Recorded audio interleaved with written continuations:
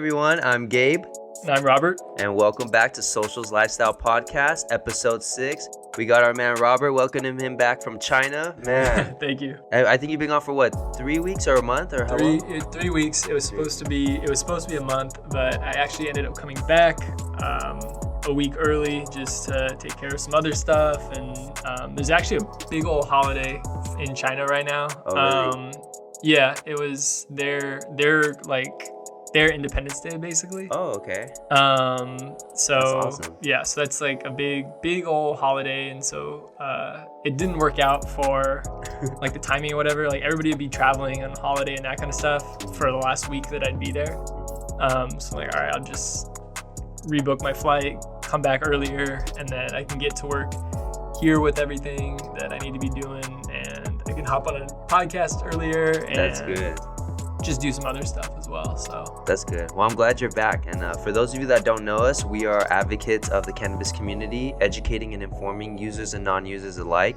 And normalization comes through conversation. So we ask that you join us. Every Wednesday, we release our audios on Spotify, Apple Podcasts, and Anchor. And the following Friday, we'll release the video on YouTube and the WeTube. And we actually just got onto Google Podcasts. Oh, yeah, right? we did. So, yeah, that's right. You just mentioned that, man.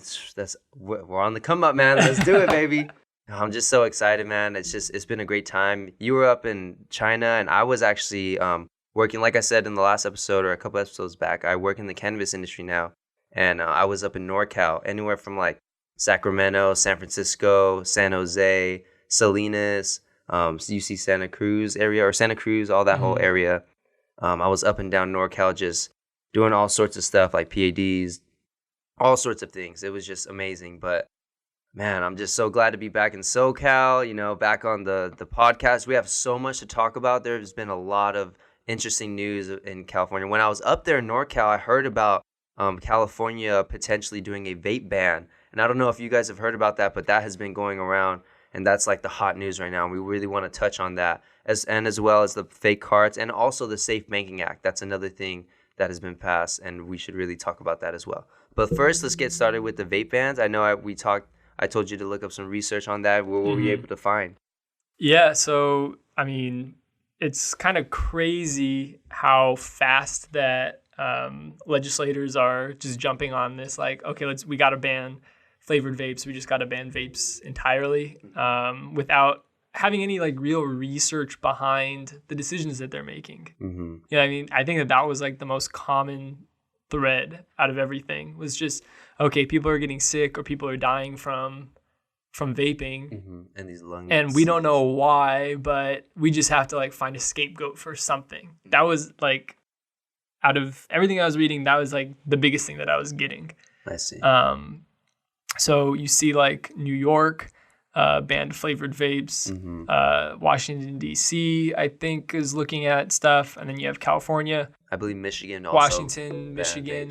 I don't know if they did yet or they're just looking into it, but they're heavily considering it, banning specifically flavored vapes, if not just vapes in general. THC.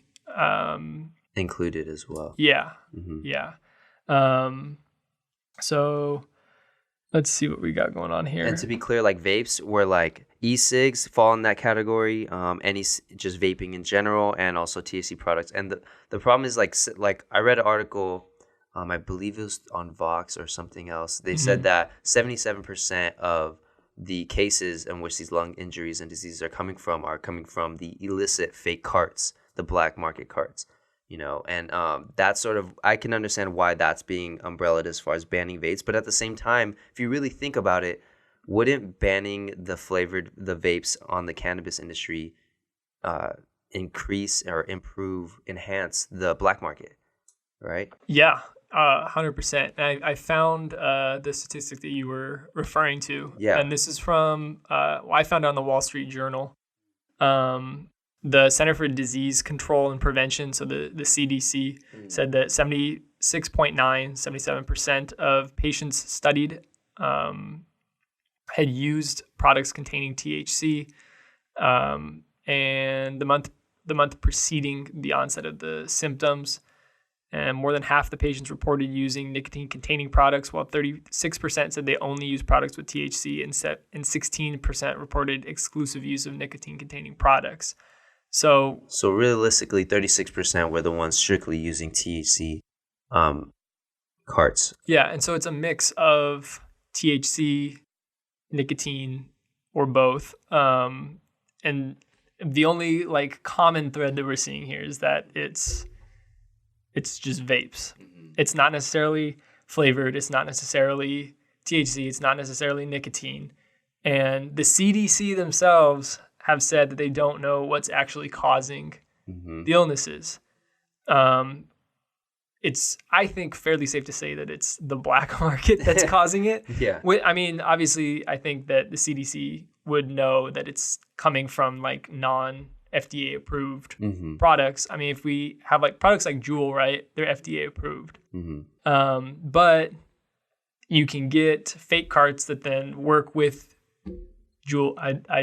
Or I don't know. like, I don't really know the terminology. The Juul pods, I think. Yeah. Or the pods are. Yeah, I know what you're talking about. The things that actually go in. Yeah, the pods are the little things that go in the batteries. Yeah. So, but you can buy stuff online. You can buy stuff at unregulated shops or whatever that then fit with these, and they're cheaper than the regulated ones. But there's a reason why they're cheaper than the regulated ones. Exactly, because you're putting yourself at high risk, and that's why on the legal side of the market, the white market is there. The vapes are there because everything has been lab tested for the pesticides and those molds and all the bad chemicals that are found in the black market. So there's a reason why the white market exists. It's so that we can provide high quality products that are healthy for you, and so that way you can live the healthy cannabis lifestyle. But if you're going to ban all vapes, you're taking away that whole market. Yeah. And now when I think about normalization, and that's what we advocate, right? Think of who it's going to affect. When you take away vaping, most of the people who really affect stigmas, I think, are canna moms. Canna moms, and they love pens. I mean, I love pens too, but think about it. As a woman, as a mother, and we have Paloma on a couple episodes ever. She said she's a woman and a mother, so she hits the pen because it's a lot more discreet. You don't smell like cannabis. So it's very, very productive. It's very beneficial as far as breaking the stigma and being discreet. But when you take that away, now what are we left with? Dabs and back to flower and edibles. Yeah. That's pretty much, and tinctures and then THC pills. But there's something about pens, man. I felt like that was the forefront of innovation, and it really felt like it's not ahead of its time, but the technology in pens, the C-cell batteries, the dart pods, like there's just so many different pen styles that are good for you and that are working on like helping the cannabis industry and the community. But when you take that away, it's just a huge step back, and then especially when things are going right, we have the Safe Banking Act that's doing well, and that's getting, we'll talk about that later. But what I'm trying to say is like, it's a slow grind in cannabis, and this is just a huge step back, and it's really affecting us, and I'm very nervous about this. Yeah, and I think it goes back to that knee-jerk reaction. Is like, okay, we've had 14 people die, I think it is now. 2 in California. I know 2 in California for sure. Yeah, but I mean, but I think, lots of people are getting sick off of it, and then we've actually had deaths from it. And I think that it's legislators saying like, well, we don't know what the issue is. The CDC doesn't know what the issue is, so we're just going to get rid of everything. Yeah, and I want to ask myself why. Why don't they know? And one of the reasons why I think is because it's not descheduled. We don't since it's a Schedule 1 drug, we cannot do enough research on it. We need to knock it down to a Schedule 2 or 3, so then research institutions can do more research on it, figure out what's in these vape pens, and get to the bottom of it. Well, even it's not even just we need to research to figure out what's in these things. We just need to legalize, deschedule, legalize, and then regulate what's in it. That's true. Not, okay, let's go and let's see what's on the market right now and figure out what's in it. Let's just say you can only put these specific things in it, and we're going to be lab testing, and we're going to be spot checking and all that kind of stuff to make sure that you're not putting vitamin E acetate in, right? Pesticides, mold, all that kind of stuff. And then that's what's going to protect people from getting sick or dying from this kind of stuff. I see. It's not like, It's not just research. It's regulating more and just getting on top of that. yeah, it's knowledge is power, right? Yeah, So exactly. if we can research and we understand what works and what doesn't, what's safer versus higher risk products, then we can regulate and then hopefully shrink down the black market so that we have a safer industry and market for people to go and choose. If we eliminate the white market, that only strengthens the black market, does not give people a safe alternative. It adds more danger to it because now all the carts are, even the legal brands now, like think about it, what are they going to do with all those carts? Like how, like when I'm working in the industry, I see carts are made every single day. We're talking right now, there's probably like 10,000 vape cartridges being manufactured right now. So what I'm trying to say is like, it's not going to stop. This cannabis grind doesn't stop. So when you ban all vapes, what's going to happen with all the vapes that are out there in the shops right now? Yeah. You know what I mean? Like, are they just going to confiscate them all, or like they're going to recall them? Like, what are you going to go back to the black market? Like, what's going to happen? You know, because people got to make money, man. At the end of the day, it's just so. Then that's why I'm saying it's going to feed the black market more. It's gonna, and then now you're putting more danger because you can't tell anymore what's the difference between the legal and the illegal ones because it's all in the same market now. And that's just, like I said, it's a step back. It's just really, oh man, it's just all bad news. Well, and there's ripples to it too. Exactly. Because what you just said, that there's now product that, inventory, that there's money in that inventory that investors have put in, right? That then you sell for a profit, and then hopefully eventually the investors get their money back. Everybody makes money, everybody's happy and all that kind of stuff, right? With the instability of the cannabis market, are we going to be able to, move product across state lines at any point in time? Are we able to, rely on the government to keep things legal? Are they going to say, yeah, you can do it? Oh, just kidding. Yeah, see? Psych, right? Yeah. Like, with that kind of instability, what investor is going to put hundreds of thousands, millions of dollars into it to help advance the industry, to make better products, to push education and stuff like that? Who wants to invest in something that is so unstable, right? Like, and then that ripples. So it's going to affect everybody, and it's not only is it going to affect the vaping market, it's going to affect the edible market, it's going to affect pre-rolls, it's going to affect flower, it's going to affect concentrates heavily because all those vape cartridges are going to go into concentrates. If this is to go by, let's hope and pray it doesn't. But like I say, hope for the best, prepare for the worst, and this is us preparing and seeing what could happen. What are the potential effects? Because this affects all cannabis, it affects the community and the industry when you take away this huge market. Because it helps, like I said, it helps normalize, destigmatize. But when you take that away, it's just like we're back to square one.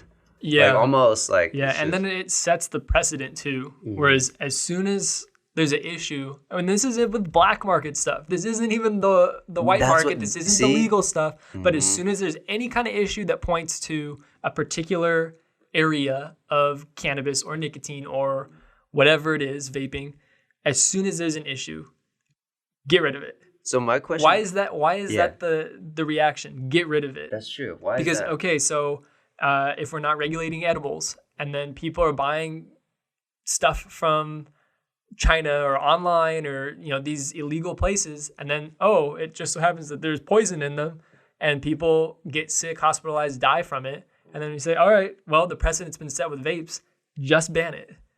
And then that only strengthens the black market again. Yeah. It just doesn't Who make wins sense. in that situation? It's upsetting. It is, man. Like, it's just, we get the short end of the stick. And I just don't understand how the legal market, when there's no research showing that the legal vape pens are causing any harm to anybody. I haven't seen that. You know what I mean? Like you said, it leads back to the fake cards. But where's the research in the legal cards doing harm to people? I don't see it. And if there is there, then I want to see it, because then that might be a difference. Then, we can't tell the difference between the legal and the illegal. But that's why the legal market's here, and I'm going to stand by that. Like, we know that the legal market, all those lab test companies, Cannabis, Bel Costa Labs, they're created for a reason, to test these products and make sure that what we're consuming is good for us and it's not going to cause harm. Mm-hmm. And so I think a lot of the reason why people go to the black market, especially for like vaping stuff, is because of the price. Mm-hmm.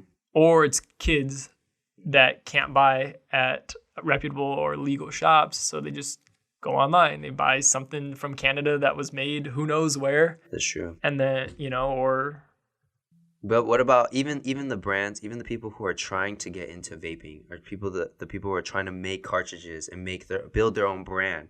They have to start somewhere, right? And not all of that starts legal. I mean, think of us. Like when we started with pre-rolls, wasn't necessarily like on the like we, you know what I'm saying? that was not legal. No, yeah. But like we knew that once we did our research and did our digging, we found out like where our niche was, and we made our adjustments. No, I don't think every single person can make those adjustments as well. So like a lot of people who are starting right now, like imagine starting your brand and you just invested like millions of dollars into this, or maybe even like tens of thousands of dollars, and you see this pop up, dude, like that's just crazy. I would be so like nervous. Yeah. It's just, man, good thing we're in content. But man, it's just I just hope that this doesn't pull through. I'm going to do some more digging and see what's going to keep going. But the good thing, the only bright side about over the weekend was the Safe Banking Act. You know, it's being passed to the House of, it got passed to the House of Reps, but now it's got to go to the Senate. And that's where most bills they tend to go past the House of Reps, and then they go to the Senate, and it just sort of trickles down. Yeah. So if you guys don't know what the Safe Banking Act is, I want to find the actual... It's on congress.gov. That's where I looked it up on my phone, actually. It's called the Secure and Fair Enforcement or Safe Banking Act, which is passed by the Democratic-controlled House. It's the first ever standalone cannabis legislation to be passed either by the full House or the Senate. And essentially, it makes it provides access to financial services for legal cannabis businesses. So if right now, a bank isn't going to give a loan or even allow somebody to have like a checking or savings account if it's linked to a cannabis business because it's illegal federally, right? So this Safe Banking Act is hopefully going to allow banks to either loan or provide accounts for the cannabis industry. And then that's going to make things a lot safer as far as like just carrying large amounts of cash are concerned. I mean, you have a job in the industry. I'm sure that you see like that there's just a lot of cash involved, right? Definitely. Yeah. And that's why one of the potential dangers of the legal market is the fact that you are dealing with cash. It's a cash industry. So there are people who are out there knowing that information and they have, what would I say, like mischievous strategies towards that. So basically, so people are out to get that. And once you know, it makes it a high risk and a highly dangerous job. Yeah. So what I'm trying to say is like, it gets pretty risky, but that Safe Banking Act will help a lot because right now, they're like credit card companies don't even want, like you said, it goes back to that. I've heard of examples where credit card companies don't want to give access or give help to cannabis companies who are just trying to open accounts just so that way like the people don't have to deal with cash. Yeah. So that helps out a lot. One of my concerns is like the loan part because the banking accounts, that helps out a lot because then you could just deposit it, you know what I mean? But the loans like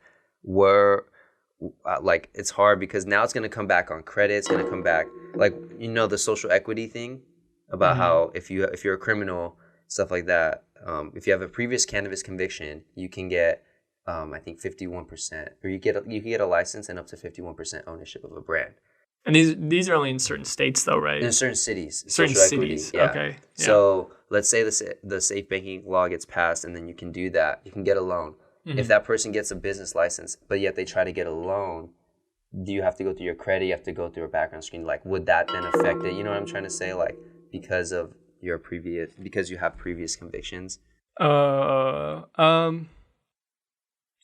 but I think that, depending, I don't know, it's hard to say, actually, because... Well, hopefully it's expunged, like the records are expunged. Well, yeah, and then that would in help. a perfect world, we just get rid of that kind of stuff and then have that access for people that are trying to start their businesses. But I mean, if you look at, I mean, I've gotten loans for business before, and a lot of it, I mean, I don't have any convictions for anything, and my credit's good and whatnot. So it's hard for me to really say like, oh, well, it's fine, but you know, I also like don't have anything that's really like working against me. So that's really interesting. Actually, Right. I hadn't thought about that, but it would, even if you don't have, even if, well, like say just beside that point, because I mean, we haven't really done the research to know That's for true. sure, but beside that point, if we wanted to go in and start something, right? Like when we started with the pre-rolls, we were like, okay, yeah, like we can totally do this, and we'll just like start small and then build up. Well, if we have proof of concept and things are working and all that kind of stuff, and then if we've gone through all the legalization stuff and we have all that, then all right, now it's time to scale. We need $100,000 worth of products so we can get into these shops that we have contracts with and all that kind of stuff with now. But we don't have the money for it. Well, where do we get the money now? We can go to family, we can go to friends, we can go to, like private investors or angel investors, stuff like that. But we can't go to and get like a SBA or a small business administration loan like any other business can. You know, this is what we need it for, and this is, our financial statements and whatnot, and this is how we're going to, invest the money, and this is how we're going to make the money back, and this is how we're going to pay it off. We have all that same stuff. It's just we can't because of the industry that we're in. I see. You know, if we were, and just not even like SBA loan, but just a business loan in general. I can go and say, I'm in e-commerce, I sell on Amazon, I do this and that, and here's my financial statements and all that kind of stuff, and I can get a loan for plenty of money. And I can have the exact same setup, but in the cannabis industry, and then get denied for it because it's in the cannabis industry. Dang. So if something like this were to happen, then that gives the option to people that don't have the money to go and start these businesses. That's or awesome. Scale their businesses, build their businesses. Okay. It commoditizes it a little bit more. So it's not just available to the 1% or the people that have hundreds of thousands or millions of dollars to invest. It's okay, we want to do this as a small business, as people that, are just out of college or something like that. It levels the playing field a little bit more. Hopefully it gets passed. Hopefully it gets passed, yeah. Yeah. It would.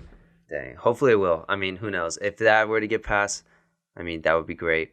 But then if the vaping ban gets passed, it would be... I feel like it would just like cancel One each step other forward, out, two man. steps back. Like, yeah. It's just, I just don't understand how it got to this point. I mean, yeah, I understand the black market, the fake carts that cause issues. And then also e-cigs are obviously not healthy, and cigarettes have always been... Vaping has always been sort of unhealthy in a sense.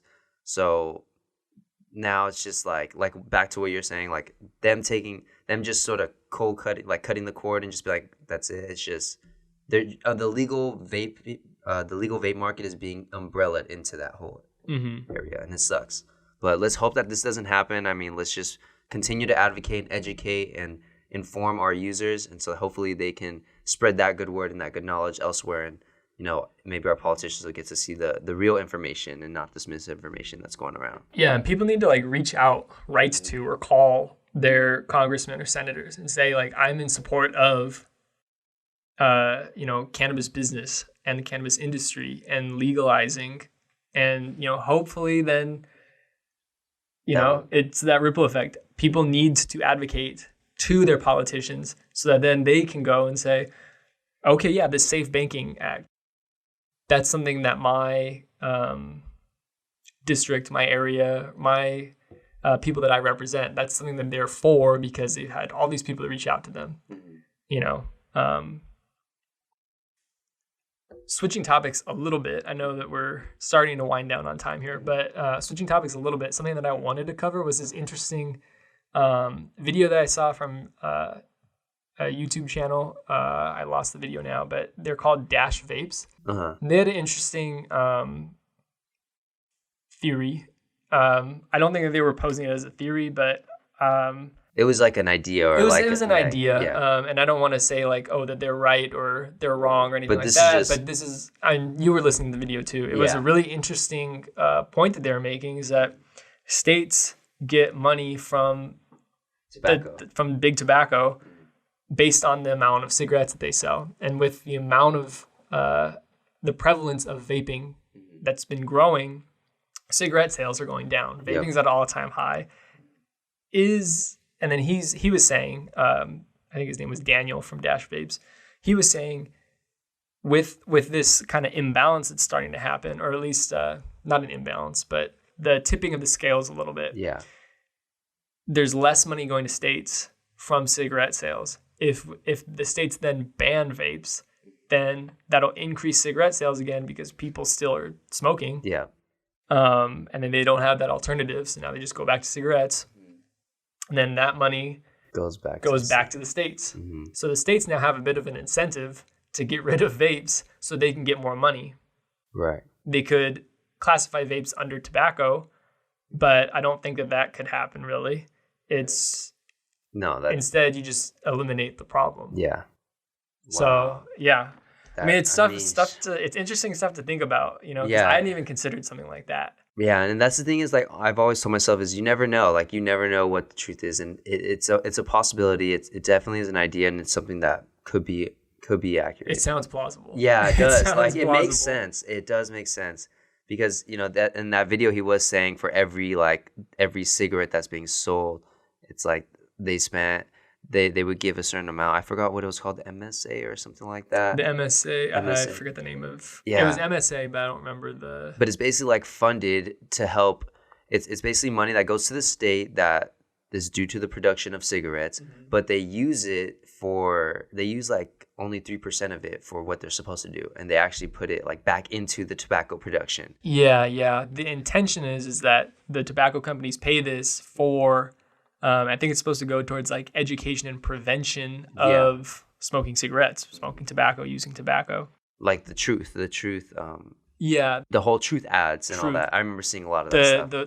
You remember that orange, campaign, or not campaign, but that company Truth, that they're orange, and they talk about like, being safe, and, eliminating tobacco use, eliminating vaping and all that kind of stuff.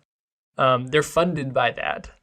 Wow. And so if you go to the Truth website, there's a lot about banning flavored vapes and banning vaping and all that kind of stuff, and not that much about actual tobacco. Mm-hmm. So, and they talk about youth. They try to specify the youth, and yet they don't talk about alcohols in use or even just straight tobacco use. With use. Mm-hmm. They strictly focus on the flavored vapes, which is sort of like. That's what adds to the factor of this making it more plausible. It's just like it's just like icing on the cake almost. But yeah, there you have it, man. It was a lot. A lot's been going on over the last week, over the last 3 or 5 days. Like, it's been really recent. That just shows that cannabis is so new, ever changing, and it's sink or swim, man. We just got to keep swimming and hope for the best, prepare for the worst. Mm-hmm. But you know what? I'm still glad to be in this industry. I wouldn't be in any other industry, honestly. And I'm just happy to be here on this podcast. I'm glad you are back, man. We got a lot of big things coming, man. We got an event coming up in October. We still got to do all sorts of things, man. We got so much stuff in the works. Just stay tuned. We have a lot more podcast guests coming up. I'm not going to even drop the list, man. It's going to be so amazing. But yes, thank you so much, everyone, for tuning in. Please comment your concerns, questions, anything you like. We really want your input, and we want to interact with you and get to know what you have to say, because your voice helps our voice, and we want to help advocate what you guys are feeling and what you guys feel, because it really matters to us. Mm-hmm. So we really appreciate all of your work, and thank you for all your support. And I'll see you next time. I'm Gabe. I'm Robert. And I'll see you next time.